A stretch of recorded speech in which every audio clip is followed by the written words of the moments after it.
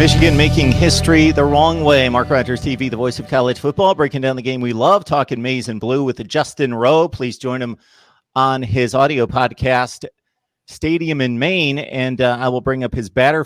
Follow him on Twitter. And, of course, the maize and blue going down to Indiana 38-17. Justin, how you doing today? Doing well, Mark. How are you? I'm doing just fine. Let's get to the news of the day first and foremost, because there's a number of significant injuries, both that will carry through the 2020 season and more so the day-to-day, involving a couple offensive linemen and also Aiden Hutchinson. Yeah, so Jalen Mayfield, it's still looking like he could be 6 to 8 weeks out, which obviously with a shortened season will take him to the end of the year. I've heard that if Michigan were to maybe have a 5-2 record going into Ohio State and have a shot, he may come back. It's not looking that way for Michigan right now, so I doubt that we ever see Jalen Mayfield in a Michigan uniform again, which is unfortunate. And then the tackle opposite him, Ryan Hayes, has also been quoted as day-to-day. We're not really sure what his injury is, but he is, I think, in better shape than Jalen Mayfield is. And then, as you said, on the opposite side of the ball, Aiden Hutchinson, it sounds like will have to have surgery on his leg from an injury that he suffered against Indiana, and it is fractured. So he will be out most likely for the rest of the season. They haven't given him a complete timetable, but you have to imagine he's not going to come back in the next 6 weeks, especially with him being a hopeful high draft pick. So unfortunately, Michigan is, on the offensive line was already young and inexperienced, and now they're going on without those guys, and then less depth on the defensive side too, where Michigan has struggled. Please like the video if you enjoy what we do here at Mark Rogers TV, the voice of college football. Comment below on Michigan, the Big Ten, and the nation, and of course subscribe. Hit that bell for the notifications. That way you know when we're going live. All right, let's look at the Indiana game. 38-17 loss there in Bloomington. 38-21. Am I missing up? 38-21, 17-point spread against the Hoosiers. All right, first loss for the Maize and Blue against IU since 1987. I'll give you my quick snapshot from watching every play of the game. I thought the receivers were pretty good. I thought they made some plays, especially on scoring plays. They made some outstanding catches. I thought Milton was not outstanding, but he was fine. I don't think he's the issue for the most part. Does he miss on some throws? Yes. Does he not necessarily know when to run and when not to run? Yes, that comes up. But when you drop back 40 or 45 times a game as a third game starter, that's going to happen. My disappointment for this team is the run blocking and also the running backs. I'm going to put some responsibility on them, although they've proven, especially two of them through a full season, that they are top of the line Big Ten running backs, but 18 carries for 13 yards. Obviously, there are sacks included in that. Need to run the ball better, and that generally falls along the offensive line to the large extent. Why defensive linemen who have as many starts as those guys are jumping off sides continually, I have no idea.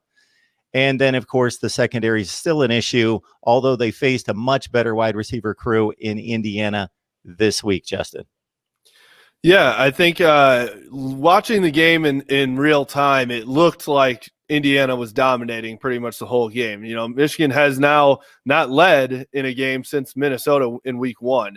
And so that's concerning. But this week against Indiana, it did look like they were, in control the whole time. And yes, they were. But when I went back and rewatched the game, I actually thought it was a closer game than I originally thought.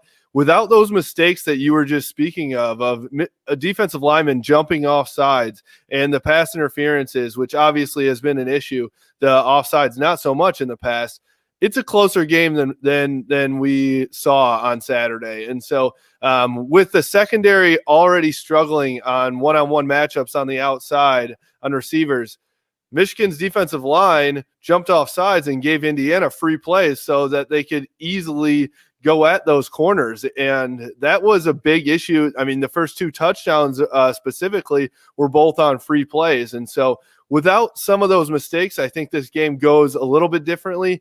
Do I think Michigan wins? Maybe not, but I think that it's closer, and this defense plays a lot better if that's the case. I also think you have to give your hat off to Indiana. I think they have their best team in a long time now under Tom Allen, and so they haven't. I believe last year was their first winning record in quite some time as well. They're a good team. They're a good defense. That Michael Penix is a great quarterback. He really. I thought Michigan's secondary played better than they did against Michigan State, but Michael Penix still made some great throws. He threw into some tight windows, and their receivers made some great plays as well. When we look at Don Brown's defense, people have been asking me, a number of people throughout the week or commenting on the live chat, Don Brown should be fired. Don Brown should be fired. Okay, Don Brown has produced top 5 to 10 defenses in the country ever since he got to Michigan. A defensive coordinator who's excelling is not going to be fired. I understand the lapses against Ohio State, against elite talent. Now we're seeing a defense that's performing at maybe a top 40 to 50 level. And I got to think that has a lot to do with the personnel in the back end not being able to cover to the degree to fit his defense. Yeah, it's more of a personnel issue than I think it is schemes. And everyone has gone at Don Brown on his schemes because he plays generally all man-to-man, and he leaves those corners on the outside on an island. And it's worked in the past because they have Lavert Hill. They have these NFL corners. And he would have had Ambry Thomas this year, which maybe makes a huge difference. Right. And so now he's got young, inexperienced corners, and he hasn't been able to make an adjustment. And so he actually played zone all game against Indiana. And it seemed like whether it was Harbaugh or somebody was forcing him to do that. Hey, Don, you need to make some type of an adjustment here to help these guys out. Well, yes, that's a great thought until you realize that Michigan hasn't practiced zone in ever. Under Don Brown. And so these guys looked pretty lost on a lot of those plays. Like they didn't know exactly where they were supposed to be. They were covering grass a lot of times instead of clinging to receivers once they came into their zone. I didn't think this team looked prepared on the defensive side. And so some of that is Don Brown. Obviously, I think that he was forced to go into the zone more than he wanted to. Obviously, he's a man guy. But I think a lot of it also lies on that front seven. They've, for the first time in Don Brown's regime at Michigan, they've had back-to-back games without any sacks. And so in order for Don Brown's defense to work, you have to get pressure on the quarterback. And so you could tell against Michigan State, Rocky Lombardi was very comfortable. Against Indiana, Michael Penix was very comfortable. And when that happens, it allows these receivers to get open.